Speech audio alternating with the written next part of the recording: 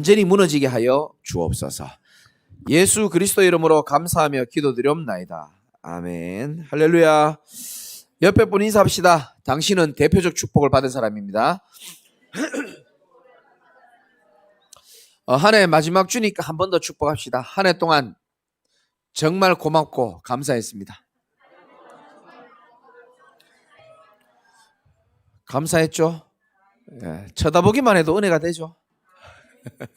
이쪽만 좀 이렇게 아멘이 좀 큰 것 같아요. 방금 우리가 부른 찬양은 스바냐 3장 17절의 말씀을 주제로 해서 부른 찬양입니다. 하나님이 저와 여러분들을 얼마나 사랑하는 줄 여러분이 아셔야 됩니다. 하나님을 알고 하나님의 사랑을 알아야 돼요.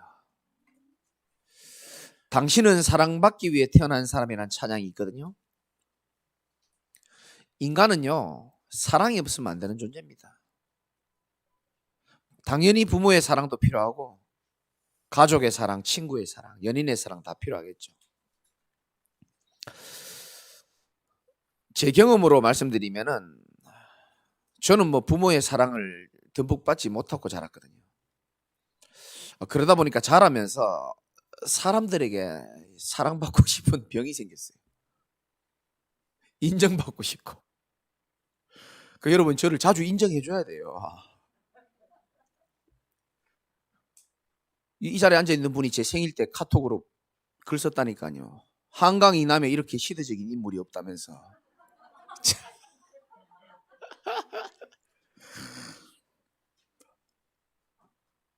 사랑을 못 받고 자라니까요. 늘 사랑받고 싶고 인정받고 싶은데, 그러니까 그 인정과 사랑을 받기 위해서 저는 몸부림을 많이 쳤습니다. 돈이 많으면 좀 사랑받겠구나. 그런데 제가요, 어느 날 이게 틀렸다는 생각이 탁 들더라고요. 여러분, 인간은요, 하나님의 사랑을 받아야 될 줄 믿으시기 바랍니다. 저는 예전에는 질투도 참 많았습니다. 제가 아마 그 질투가 치유가 안 됐다면은 지금 여러분들 많이 괴롭혔을 겁니다. 원래 두 전도사들이 없었을 때는 저를 제일 사랑했거든요. 근데 잘난 것들 둘이 들어오면서 내가 이래 멀리 있는데 내가 모르게 뭘 자꾸 줘. 이렇게 내가 보니까 맛있는 것도 주고 이것도 주고 자꾸 내 눈에 제가 시야가 굉장히 넓거든요. 이렇게 있어도 여러분이 지금 뭐 하는지 다 보여요. 제가 눈은 작지만 저거 나한테는 안 준 건데 막 싶고요. 제가 이 영적인 병으로 인한 육신적인 갈망, 정신적인 갈망, 이게 제가 복음으로 치유가 안 됐더라면 저는 아마 사람들 많이 괴롭혔을 겁니다. 근데 제가 어느 날 하나님이 나를 얼마나 사랑하는지가 깨달아지면서 나 같은 죄인을 죄 용서해 주실 뿐만 아니고 나같이 말귀 못 알아듣는 하나님의 자녀를, 목사를 하나님이 끝까지 기다려주시고 사랑으로 품어주시고 안아주시는 그 은혜와 사랑이 내 마음에 물밀듯 밀려오는데, 이 하나님의 사랑을 깨닫다 보니까 어떤 일이 일어나냐면요, 지금까지 제가 인간적인 사랑을 못 받았던 것들이 이게 치유가 되기 시작하더라고요. 그렇구나. 사람은 여러 가지 사랑이 필요하지만 하나님의 사랑을 깨닫는 것이 정말 중요하구나. 진짜입니다. 진짜 하나님의 사랑, 우리 선교사님도 말씀했지만 진짜 하나님의 사랑을 깨닫는 사람은요, 다른 사람을 사랑할 수 있습니다. 하나님이 나를 오랫동안 기다려줬구나라는 걸 진짜 아는 사람은요, 다른 사람을 기다릴 수가 있습니다. 내 문제가 영적 문제였기 때문에 내가 방황했구나라고 경험한 사람들은 다른 사람의 문제도 영적 문제로 보이고, 영적 문제를 해결할 그리스도가 내게도 필요하고 그 사람에게도 임하면 그 사람이 살아날 수 있는구나라고 알게 되는 겁니다. 오늘도 저와 여러분들이 마지막 주에 하나님 주신 큰 은혜를 받으시기 바랍니다. 설교는 목사가 하지만 은혜는 하나님이 주시는 겁니다. 은혜는 은혜 받고자 하는 자에게 하나님 은혜를 베풀어 주시게 돼 있어요.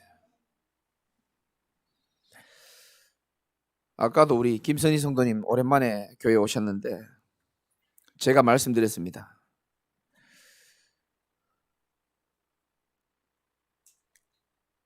예배는 사람과 세상이 줄 수 없는 성삼위 하나님의 역사로 인하여 절대로 내가 컨트롤할 수 없는 마음과 생각을 하나님이 성령으로 주물러 주는 시간이 예배다. 여러분, 사람은요, 육신도 건강해야 되지만 사실상 마음과 정신과 생각이 건강해야 되잖아요. 여러분이 아무리 컨트롤하려고 해도 여러분 생각, 마음 컨트롤 안 될 겁니다. 하나님이 나를 붙잡아 줄 때 사람은 영적 존재이기 때문에 마음, 생각이 컨트롤 되는 줄 믿으시기 바랍니다. 그래서 내 영혼이 잘됨 같이 네가 범사에 잘되고 강건하기를 간구하노라 그런 겁니다. 지난주에도 말씀드렸지만 저와 여러분이 영적 존재라는 사실은 매일 매 순간 자각하고 살아야 되는 겁니다. 무슨 존재라고요? 영적 존재예요. 그래서 여러분들이 지금 무슨 생각하고 고민하는지 모르겠지만요, 육신적인 생각을 계속 고민하고 계속 생각하면요 머리 아파요. 제 말 잘 들으셔야 됩니다. 여러분이 일주일 내내 하루 종일 육신적인 생각을 계속 하잖아요. 그럼 뭔가에 잡힙니다. 그리고 편치 않고 마음 생각이 괴로워지는 게 정상입니다. 왜? 우리는 영적 존재이기 때문에 그렇습니다. 동물들은 육신적인 생각에도 머리 안 아파요. 동물들은 영적 존재가 아니기 때문에 육신적인 생각만 해도 괜찮아요. 근데 우리는요, 영적인 생각을 하지 않으면 뭔가 모르게 창세기 1장 2절 흑암, 혼돈, 공허가 밀려오게 돼 있습니다. 은혜 받으면 모든 게 달라지게 돼 있어요. 은혜 받으면 이상하게 마음이 평안해지고 감사가 나오고 마음에 여유가 생기게 돼 있습니다. 건강도 회복되고요. 얼굴도 눈빛도 다 달라지게 돼 있습니다. 성형수술할 생각하지 마시고 은혜 받으시기 바랍니다. 교회 다니면서 은혜를 못 받는다? 모든 게 다 문제로 보입니다. 반대로 교회 다니면서 하나님의 은혜를 얻는 사람 있죠. 분명히 다르게 돼 있습니다. 은혜 못 받으면 모든 게 짜증스러워요. 왜 그렇게 짜증스러운지. 은혜 못 받으면 모든 게 근심이고 모든 게 부담이에요. 은혜 받으면 반대죠. 모든 게 감사하고 이래도 감사하고 저래도 괜찮고 모든 것이 부담이 아니고 전부 다 축복의 문으로 보입니다. 은혜 못 받으면요 문제에 사로잡히지만 은혜 받으면요 문제 왔다? 아, 이거는 위기와 문제가 아니고 하나님이 나를 새롭게 시작하라는 사인이구나. 막판인데 아멘 되기 작네요. 제 말이 틀렸습니까? 모든 문제와 위기는 하나님의 새로운 시작을 향한 출발점입니다. 어제 성탄절이잖아요. 제가 어제 설교한 그분을 제가 만나러 갔거든요. 불신자들 성탄절에 산타클로스 선물이라고 불쌍한 사람도 없는데 저는 목사니까 힘든 목사를 찾아가게 되더라고요. 제가 아는 사람이 교회를 폐쇄했잖아요. 그래서 제가 따뜻한 커피 2잔 차에 실어가지고 갔어요. 식사하셨습니까? 물어보니까 밥도 제대로 안 먹었다더라고요. 교회당에는 이미 철거할 때 뭔 쓰레기가 그렇게 많은지. 뭐 사연을 들어보니까 참 같은 목회자로서 마음이 짠하더라고요. 원래 성도들도 얼마 안 되는데 이분이 사실은 좀 중요한 분이거든요. 참 이분이 낙심하지 않았으면 좋겠다는 마음이 제가 탁 들더라고요. 그래서 제가 위로해드렸습니다. 목사님, 저도 살면서 많은 위기가 있었고 문제가 많았습니다. 근데 지나고 나서 보니까 그 모든 문제는 하나님이 나에게 새로운 시작을 하라는 사인이었습니다. 목사님, 새로 시작하십시오. 저도 기도하고 돕겠습니다. 그랬어요.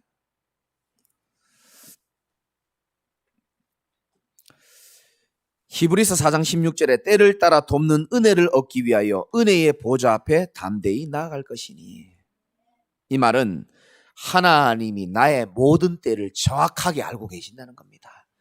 정확하게 나의 때를 아시고 하나님은 때를 따라 돕는 은혜를 베풀어 주시는 분입니다. 말씀으로, 만남으로, 사건으로 하나님은 일을 하고 계시는 겁니다.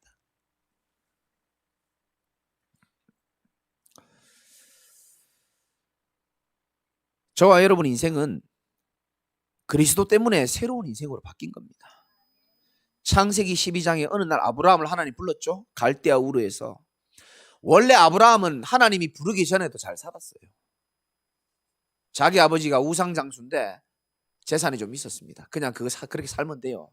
근데 하나님은 아브라함을 부르기 전에 인생의 내용을 별로 성경에 기록하지 않았습니다. 왜?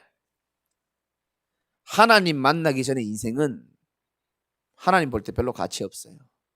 지가 아무리 잘 먹고 잘 살든지 어렵게 살든지 하나님 눈에 관심이 없어요. 그건 중요하지 않은 겁니다. 하나님께서 그 인생을 그리스도를 통하여 부르실 때부터 그 인생은 가치 있는 인생이 되는 겁니다. 오늘 제목이요, 대표적 축복입니다. 저는 이 단어가, 이 메시지가 하나님이 저와 여러분에게 약속한 메시지라고 저는 확신하고 있습니다. 옆에 분 한번 축복합시다. 당신은 대표적 축복 받을 사람이 확실합니다. 믿으시면 그대로 되게 되어 있습니다. 왜 그러냐? 이유 첫 번째, 우리는 이미 근원적인 축복을 받은 자들이기 때문에 그렇습니다. 제가요 교회를 해보니까 수많은 종교인들이 와가지고요 저한테 가장 많이 했던 단어가 축복이라는 단어였어요. 목사님, 저도 축복을 받아야 되는데, 축복이라는 단어를 제일 많이 말했습니다. 우리는 축복에 목마른 그런 종교인들의 신앙생활이 아닙니다. 저와 여러분들은 이미 그리스도를 통하여 근원적인 축복을 받은 사람임을 여러분 아셔야 되는 겁니다.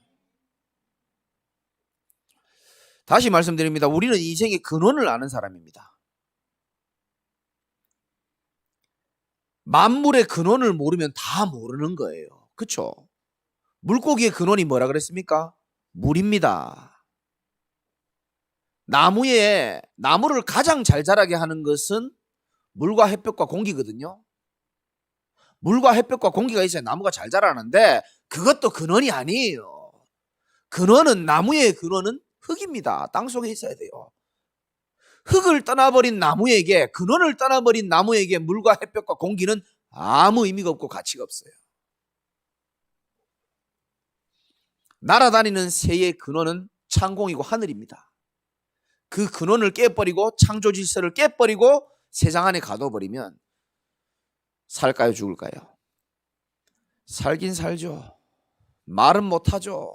답답하게 삽니다. 우리 인간 마찬가지입니다. 근원 모르는 사람은요 세상 안에 새처럼 살게 돼 있습니다. 답답해요. 겉은 멀쩡해요. 근데 세상 안에 갇혀있기 때문에 답답해요. 뿌리 뽑힌 나무처럼 말라 비틀어지기 시작합니다. 물론 그 말라 비틀어지는 모습을 감추기 위해서 차로, 집으로, 옷으로, 돈으로, 성공으로, 명예로, 술로, 도박으로 다 감춥니다. 그러나 언젠가는 포장지 날아가는 날이 옵니다. 그건 버티는 인생이에요. 애쓰는 인생입니다. 저와 여러분들이 인생의 사람의 근원을 알고 있다는 것은 진짜 축복인 줄 믿으시기 바랍니다. 우리의 근원은 물도 아니고 땅속도 아닙니다. 세상안도 아니고 하늘도 아니고요. 인간은 영적 존재이기 때문에 영혼을 주신 하나님이 우리 인생의 근원이에요. 그래서 하나님 떠나는 인생은 물 떠난 물고기처럼 평생 목마르게 살아야 돼요. 예수님이 사마리아 여인에게 얘기했잖아요. 네가 마시는 물, 내가 주는 물, 네가 마시는 물은 아무리 먹어도 너 갈증 계속 와. 네가 남편이 6명 있지만 그래도 넌 갈증이 계속 오게 돼 있어. 그러나 내가 주는 물을 마시면 너는 영원히 목마르지 않을 거야. 영원한 생수를 가졌기 때문에, 우리는 근원적인 축복을 가졌기 때문에 저는 저와 여러분이 가장 행복한 존재라고 확신하고 있습니다. 감사합니까? 자동차가 고장나면요, 자동차를 만든 사람이 제일 잘 고쳐요. 시계를 만든 사람이 고장난 시계를 가장 잘 고칩니다. 여러분이 인생이 고장났습니까? 어디로 찾아갑니까? 여러분이 찾아가는 그 사람, 여러분을 고칠 수 있다고 생각합니까? 여러분을 가장 잘 고치는 분은 오늘 스바냐 3장 17절에 있는 말씀처럼 우리의 모든 걸 아시고 우리를 가장 사랑하시는 하나님께로 돌아갈 때에 가장 잘 고치는 줄 믿으시기 바랍니다. 상처, 여러분의 모든 정신적인 질병 주께로 가져 나오시기 바랍니다. 하나님이 신실하게 고쳐주실 겁니다.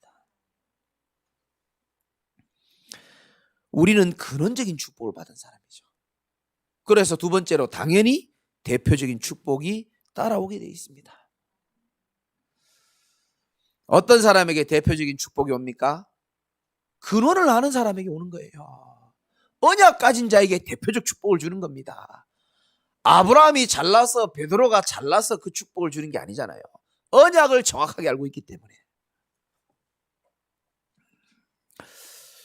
제자교회 중직자로, 제자로, 렘넌트로 그냥 부른 게 아니고 대표적인 자로 불렀어요. 여러분 좀 그런 영적인 거룩한 욕심 없습니까? 나는 제자교회의 대표적 장로, 대표적 중직자, 대표적인 제자, 대표적인 렘넌트가 되겠다.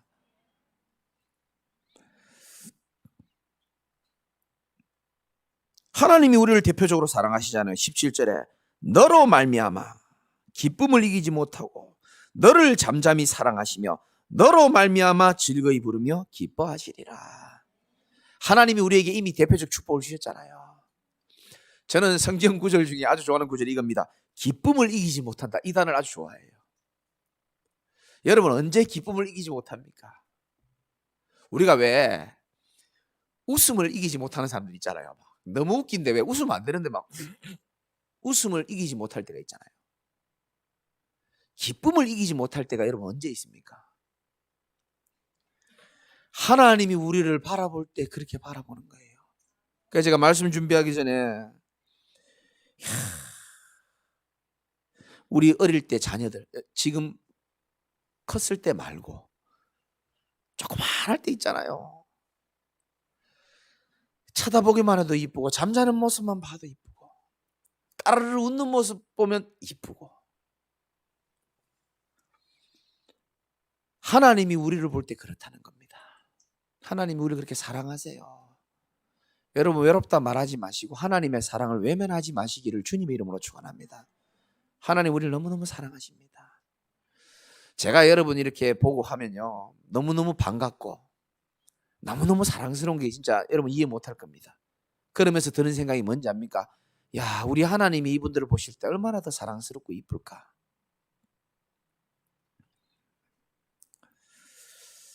저와 여러분들을 통하여 대표적인 축복을 받는 사람을 통하여 뭐가 생기는지 압니까?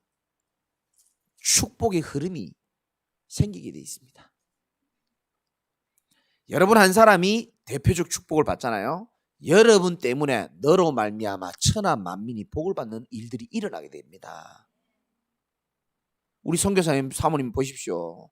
저 한 분이 대표적 축복을 받으니까 캄보디아로, 파키스탄으로 가는 곳마다 축복의 흐름이 흘러가지 않습니까?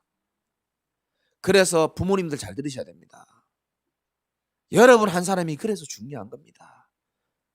나는 연약하고 부족하지만 아브라함의 축복을 받는 대표적인 축복을 남기는 가문의 선교사가 되겠다. 그런 기도 제목 삼으시기 바랍니다. 여러분 한 사람이 대표적 축복을 받으면 축복의 흐름을 이어간다니까요. 만나는 사람마다, 우리 아이들 만날 때마다.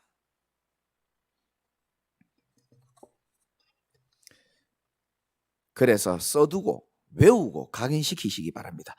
나는 대표적으로 망할 사람이 아니고 하나님의 대표적 축복을 받을 사람이 맞다라고 믿으시기 바랍니다. 우리 교회는 대표적으로 망할 교회가 아니고요. 복음 하나 말하고 복음의 능력으로 되어지는 지역의 대표적 교회가 될 것이다. 진짜 여러분들요, 농담을 하더라도 축복된 말 해야 돼요. 오늘 예배 마치고 다 축복해 주세요.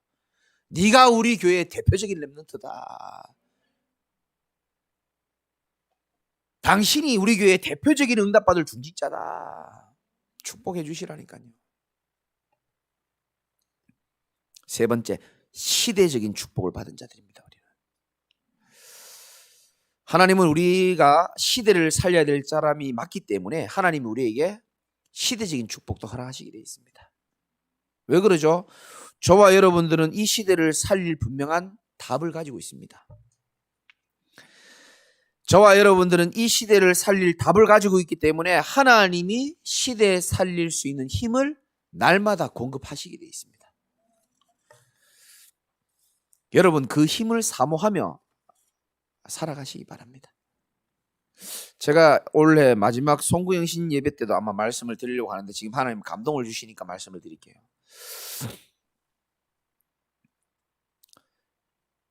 여러분 좀 잘 알아들으셔야 됩니다. 여러분 삶이 뒤바뀌려면요, 무게중심이 바뀌어야 돼요. 우선순위가 바뀌어야 됩니다. 자, 이 자리에 누구든지 다 예배드리러 앉아 있습니다. 그런데 삶의 무게중심은 어디에 치우쳐져 있는지는 하나님만 아세요. 내 삶의 가장 중요한 우선순위가 어디 있는지는 하나님은 아십니다. 여러분, 제 삶에 저는 가장 중요하게 생각하는 것 중에 하나가 임마누엘입니다. 하나님 나와 함께하는 축복, 그게 나는 가장 소중하다고 생각하거든요. 이런 사람은요, 뭘 해도 괜찮아요. 오해하지 말고 들으세요. 진짜입니다. 근데 내 삶의 무게중심이 다른데 뭔가 세상적이고 뭔가 하나님이 원치 않는 거에 우선순위와 무게중심이 있잖아요. 그러다가 교회 오잖아요. 그럼 잠시는 뭐 좀 말씀이 와닿을 땐 좀 은혜 되는 것 같기도 해요. 근데 내 무게중심이 다른 곳에 있기 때문에 거기에 영향을 받는 사람이 된다니까요. 그런 사람은요, 뭘 해도 위험하다니까요. 그렇죠? 이 사람 만나도 불안하고 저 사람 만나도 아슬아슬해. 이 사건 만나도 아슬아슬해. 그래서 삶의 무게중심과 우선순위를 우리가 어디에 두느냐가 중요합니다.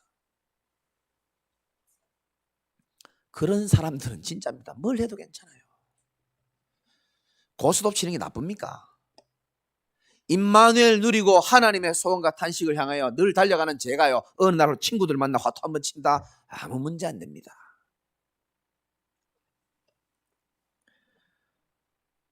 잘 적용하시기를 주님 이름으로 축원합니다. 오늘 아까 전도사님도 기도하면서 찬양 인도하면서 얘기했잖아요. 우리의 전환점이 되게 해달라고. 여러분 진짜 전환점이 뭔지 압니까? 말만 전환점입니다. 진짜 전환점은 뭐냐면은 여러분 삶의 무게중심과 우선순위를 하나님이 원하시는 거에다 두는 겁니다. 그러면 나머지는 하나님이 다 해주세요. 우리 아이들 많이 있으니까 한번 얘기해 볼게요. 늘 공부 열심히 하고요, 오직 신앙과 공부 잘 균형 맞춰 가다가 어느 날 게임 한두 판 하는 거 아무 문제 안 돼요. 근데 내 삶의 23시 35분이 게임이라 그러면요, 눈빛도 이상하고요, 교회 와도요, 그 게임에 물드는 눈빛은 따로 있거든요. 진짜는 저는 압니다. 저는 전문가이기 때문에. 어른들도 똑같아요. 지금 아닌 척하고 계시는데 세상의 걸로 어른들이 찌들어 있다가 교회 오면요, 속된 말로 목사 눈 잘 못 쳐다봅니다. 눈빛은 못 감추거든요. 그러니까 무게중심이 어디 있느냐가 중요하다니까요. 여러분 오늘 우리 찬양 불렀잖아요. 하나님은 우리에게 구원을 베푸실 뿐만 아니고 우리 인생을 완벽히 책임질 수 있는 전능자임을 믿으시기 바랍니다. 그분에게 내 삶을 올인할 수 있어야 돼요. 올인은 됐고 너무 힘드니까 무게중심을 옮겨놓는 게 중요하다니까요. 그러면 여러분 내년에 제가 약속할 수 있습니다. 진짜 대표적 축복을 받는 증인이 될 겁니다. 이해할 수 있겠죠? 우선순위와 무게중심을 여러분 하나님 만나고 하나님께 예배드리는 데다가 우선순위와 무게중심을 맞추시기 바랍니다. 그러면 나머지는 하나님이 알아서 시대 살릴 축복, 시대 살릴 만남, 시대 살릴 힘, 시대 살릴 경제, 시대 살릴 건강 다 주게 돼 있어요. 제발 믿으시옵소서.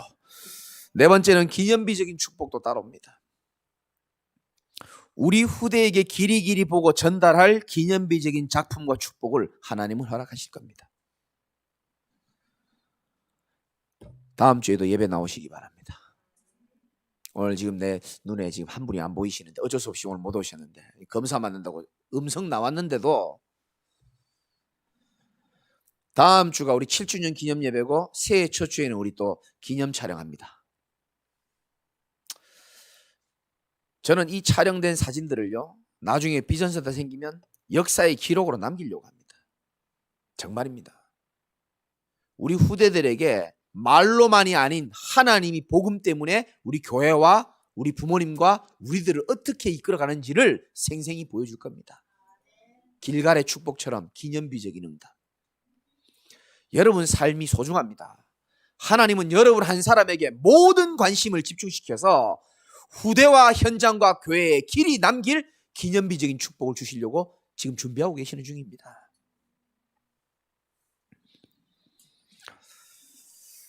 가족이 안 바뀌고 후대들이 잘 안 바뀐다고 괴로워할 필요가 없습니다. 하나님은 여러분 개인에게 기념비적인 축복을 허락하셔서 그분들이 보고 따라올 수밖에 없도록 요셉의 축복을 허락하실 겁니다.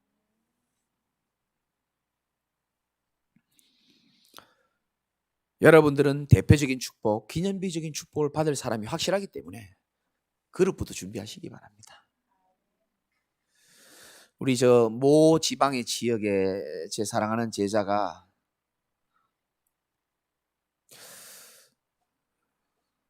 목사님 나중에 축복 많이 받아가서 잘 나가게 되면 그때 나를 잊지 말아주세요. 이런 말 하는 친구가 있어요. 여러분 아는 사람인데 그 똑똑한 거죠. 줄 잘 서는 거죠. 미리 보고 미리 보기, 미리 줄 서기. 그래도 제 마음에는 어쩔 수 없잖아요. 교인들이 1순위 아니겠습니까? 전도자는 하나님의 언약을 믿고 마음껏 날개 달고 날아갈 때에 여러분들은 찐득이같이 잘 붙어 있으시기 바랍니다. 붙어만 있어도 돼요. 여러분 대단한 거 안 해도 돼요. 교회에서. 뭘 대단한 걸 하려고 합니까? 붙어만 있어도 하나님이 모든 걸 여러분 통해 하실 것을 보게 되실 겁니다. 마지막으로 다섯 번째, 불가항력적인 축복이 우리에게 따라오게 되어 있습니다. 불가항력적인 축복이라는 것은 사람이 못 막습니다. 여러분 정신 똑바로 차리십시오. 여러분의 연약함과 여러분의 환경이 하나님의 언약 성취를 못 막게 되어 있습니다. 하나님은 여러분의 연약함에 그렇게 예민하지 않아요. 왜? 알고 불렀기 때문에 그렇습니다. 모자란 줄 알고 연약한 줄 알고 불렀어요. 대단한 사람 부르기도 합니다. 근데 대단한 사람 부르면 자기 대단함이 드러나게 돼 있습니다. 진짜입니다. 저도 가끔 나의 혹시나 어떤 대단한 것도 없지만 대단함이 드러나서 그리스도의 영광이 가릴까 봐 걱정하는 사람입니다. 그래서 내년부터는 나의 좀 모자람을 많이 보여주려고 지금 작정하고 있습니다. 나의 실수, 나의 모자람. 진짜 저 모질애는 전도자가 실제로 모질애잖아요. 저 복음 하나가 들어갔고 하나님의 말씀이 좀 편집되고 디자인됐는데 하나님이 하시는 역사를 여러분이 보게 될 겁니다. 여러분들도 마찬가지예요.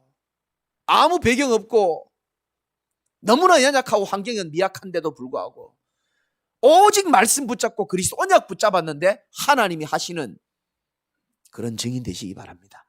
그런 증인의 역사는 발걸음은 아무도 못 막습니다. 불가항력적인 축복.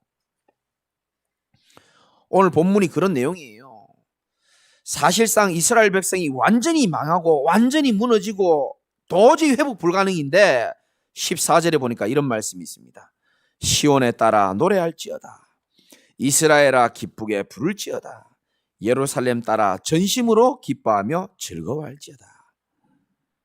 신기하죠? 이 지금 다 죽을 판인데 이스라엘이 완전히 무너지고 엉망진창이 되고 이제 끝났다라고 생각하는데 기뻐하고 즐거워해라. 왜 그럽니까? 15절 때문에 그렇습니다. 다 같이 한번 읽어볼까요? 시작. 여호와가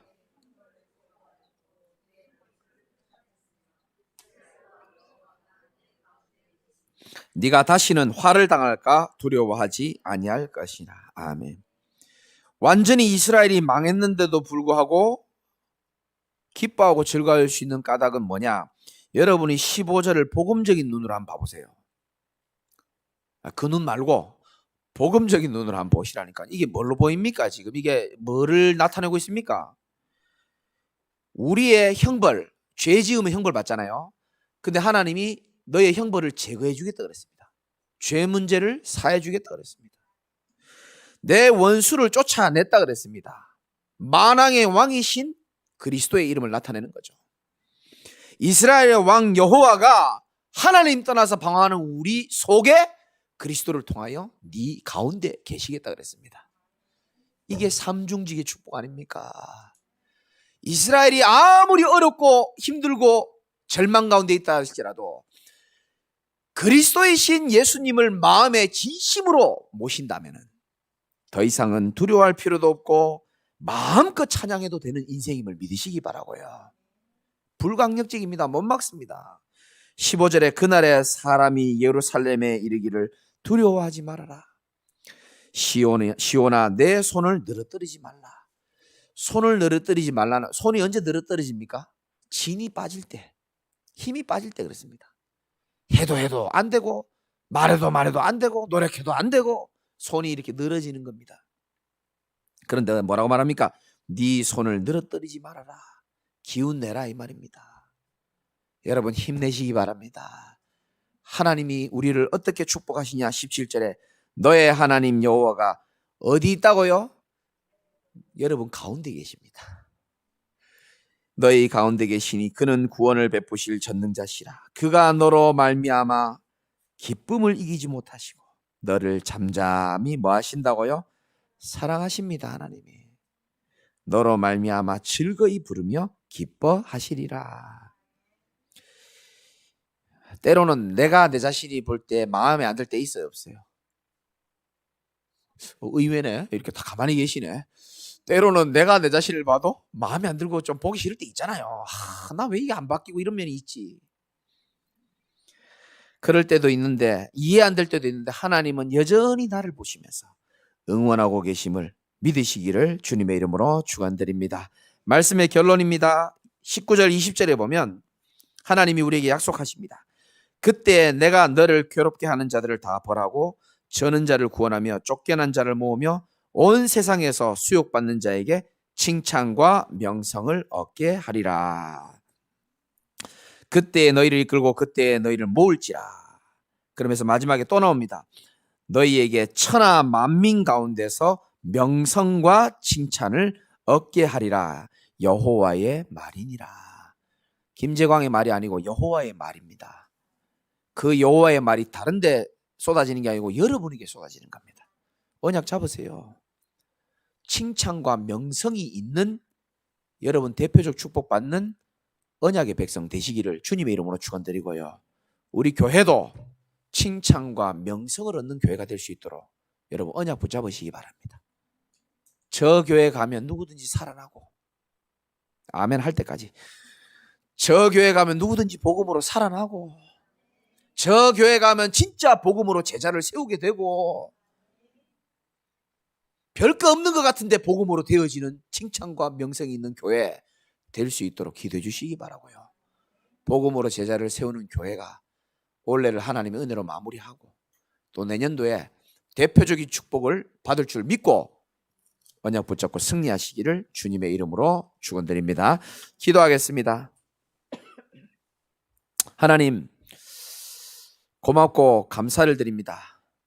하나님의 말씀이 나와 상관있게 하여 주시옵시고 말씀은 분명히 성취가 될 것인데 성취되기 이전에 내게 미리 선취하게 하여 주셔서 진짜 먼저 언약을 붙잡고 먼저 기도 속으로 들어가며 미리 하나님 하실 일을 미리 보고 미리 믿음으로 승리하는 자들이 다 될 수 있도록 하나님께서 언약적인 축복을 허락하여 주옵소서.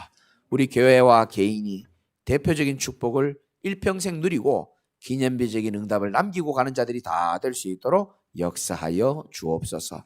예수 그리스도 이름으로 감사하며 기도드리옵나이다. 아멘.